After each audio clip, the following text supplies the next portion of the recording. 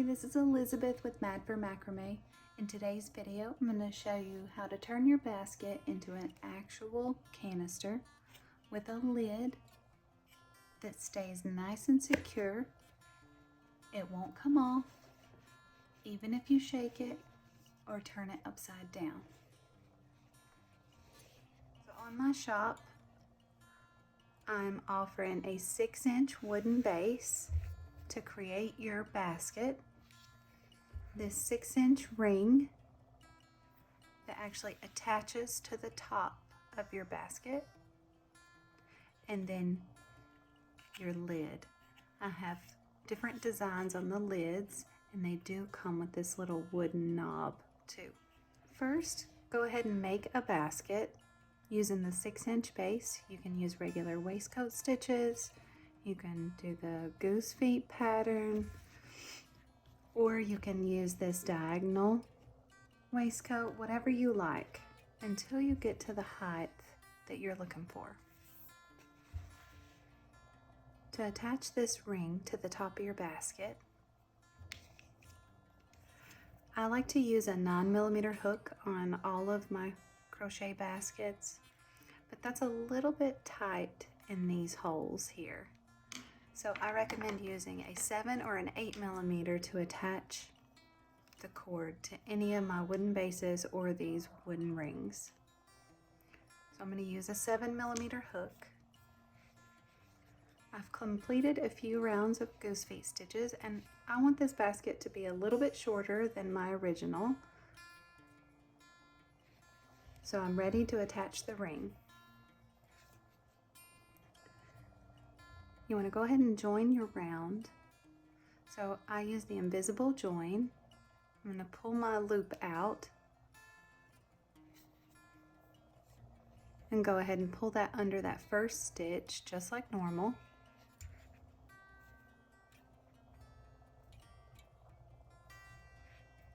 Okay. We're actually going to crochet around this ring. So we're going to insert our hook to create a stitch. In this goose feet pattern, I have to insert my hook behind this left V, and I do have a full step-by-step tutorial on this basket. I can link it up above for you. If you're using a regular waistcoat stitch, you would just come down through the center of your side V. For this one, we have to go through the V on the left and through the center.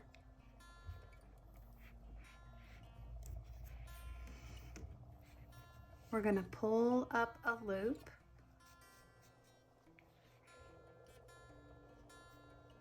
add that second loop on our hook, and then every time we yarn over, we're going to yarn over, pull up a loop and yarn over through this ring.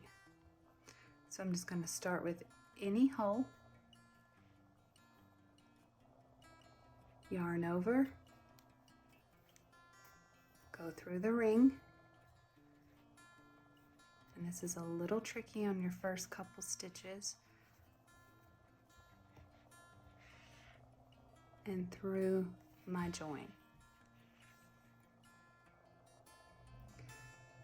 For this stitch, I have to go back in that same space and place another. So I'm going to pull up my loop just like normal through the side.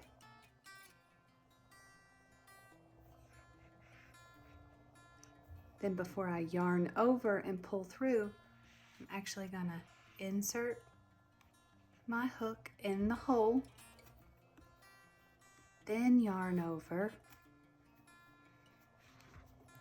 and pull through.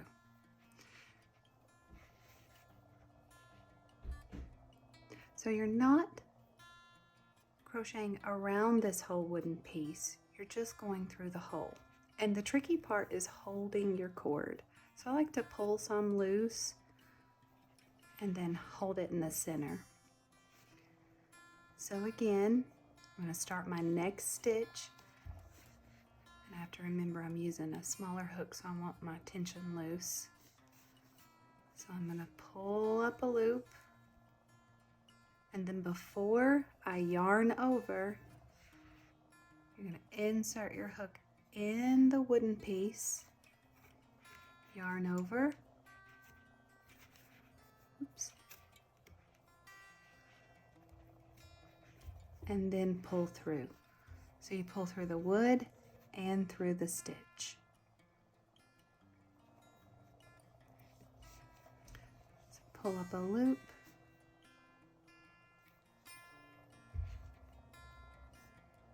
insert your hook in the hole, pull that loop through, and pull it through the loop on your hook. I want to show you how you would do this using waistcoat stitches. I'm going to back up, and we're just going to use this as an example. Okay, so we would start our invisible join,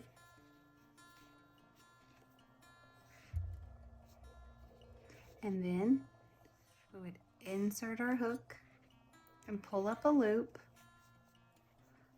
add the second loop on our hook, and then normally we would yarn over and pull through. That yarn over and pull through is where you go through the loops on this ring.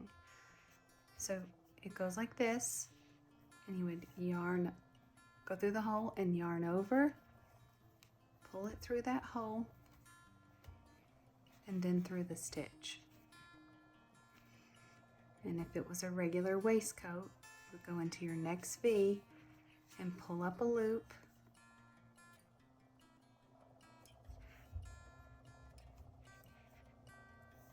go through the hole, yarn over, and pull through both. So if it was, just try to envision this is a regular waistcoat. You pull up a loop, go through the hole, yarn over, and pull through both.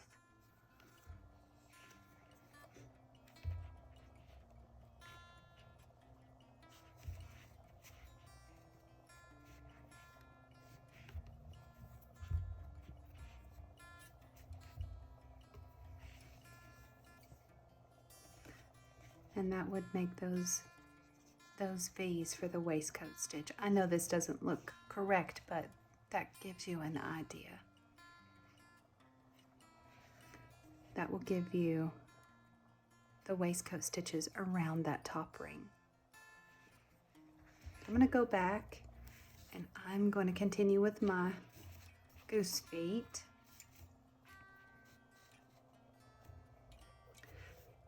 I am going to leave this stitch because that's how we start our goose feet. Okay, so for the goose feet, we go back in that same V, pull up a loop, and you still want to stretch that loop up. In the next hole, you're going to yarn over and pull it from bottom to top on that ring, and then through your stitches. I'm going to try it with the bigger hook, just see if I can make it work. Okay, so for goose feet, we go under this left V through the center, we pull up a loop and stretch that loop up. Then we would yarn over and pull through both, but because we're using this ring, we're going to go in the next hole, yarn over. It's tight, but it works. And pull through both.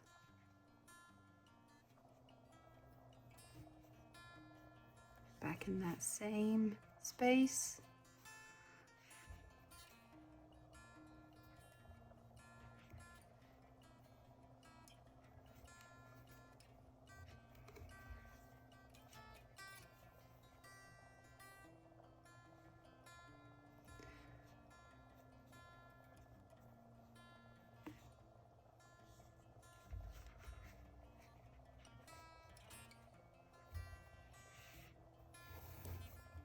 and some more cord. There we go. So I went ahead and pulled up a loop, stretched that loop up, in the next open hole on the lid, pull the cord through that hole and then through your stitches.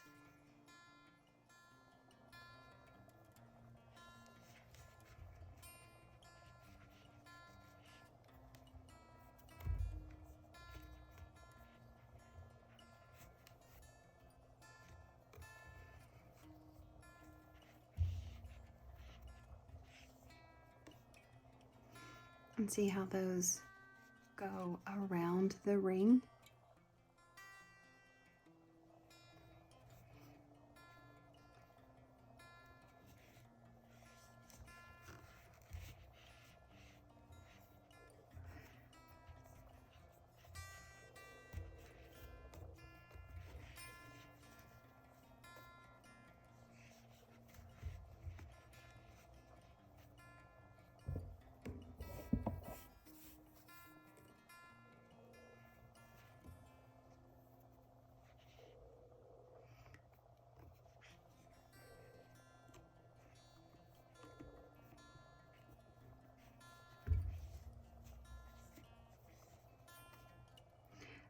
After completing a few stitches, you can't bend this ring as much. So be very careful when you go down and yarn over to pull up your cord, because you don't want to put too much of an angle or too much pressure on this, because the ring, this can crack.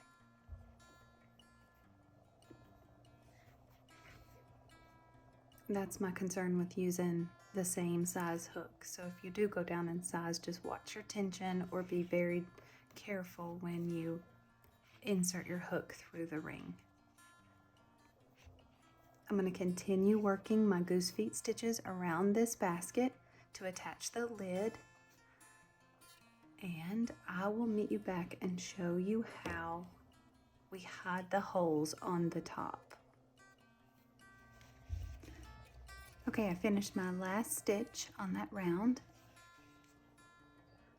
and the lid is nice and secure. So you can go ahead and cut your cord.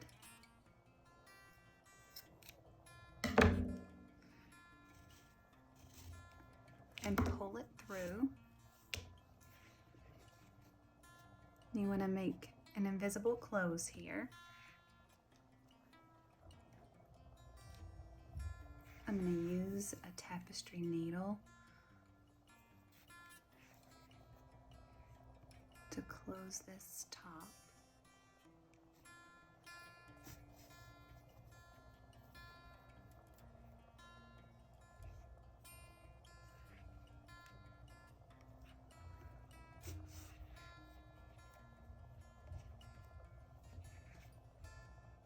You can leave your basket just like this. So we need to add this little slip stitch here. That's actually what's holding that lid in place. This part you'll definitely have to use a smaller hook. I may even go and change to one of my metal hooks. So I would recommend using a 7 or a 6. You could even use a 5, whatever you're comfortable with. Take a new piece of cord, and you're going to insert your hook, and this hole, this is only a 10mm hole, and it already has 2 pieces of 5mm braided pulled through this hole. So see how tight that hook is? You just have to be very careful not to crack the holes. If you make these holes any bigger, they're too big, and then the basket won't keep its shape.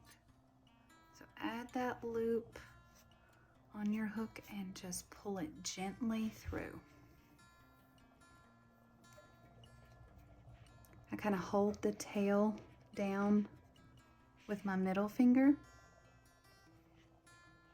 We're going to insert our hook in the next hole very carefully. Wrap the cord around our hook and pull it through.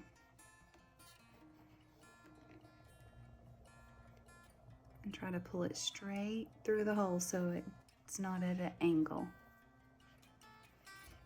And then pull that loop through the loop on your hook. We're just creating a slip stitch like we do on the bottom of our bases sometimes. So we insert our hook,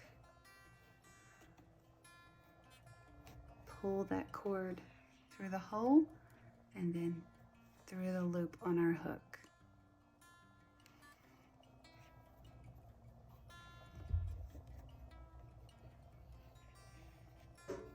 The trick is just to not have your hook at an angle.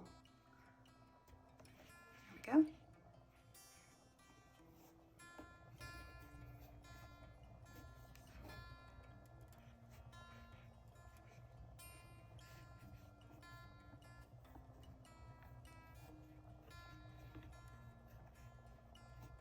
I'm going to finish making slip stitches around this lid, hiding the holes, and I'll show you what it looks like when I'm finished. I made it to the last hole for my slip stitches, and this time I'm going to insert my hook, and I'm actually going to pull up the tail from the other end where we started.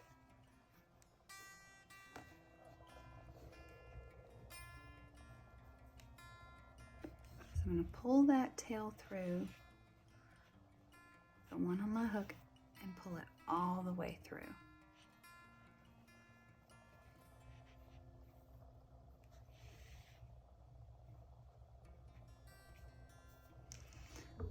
We can clip our cord. We're going to create an invisible close here and weave in all of our ends. I'm going to take this tail. I'm going to try not to snag the cord here.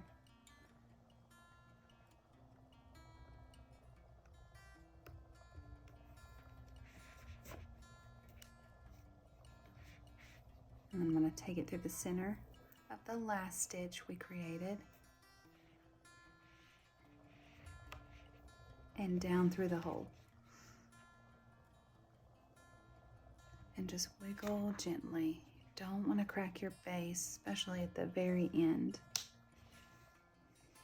So now our top has slip stitches all the way around. These ends are a little bit hard to get to, but you can kind of use your hook or your needle and weave them under your stitches. Now our lid sits nice and snug around the top, and these slip stitches help hold it in place so it doesn't come off. Even if you turn it upside down, it won't come off. And that's how you use the lid and the ring on your basket. The same process works with waistcoat stitches. So it just depends on what kind of basket you want to make. These sets are available in my shop. There'll be a link in the description. And thank you so much for watching.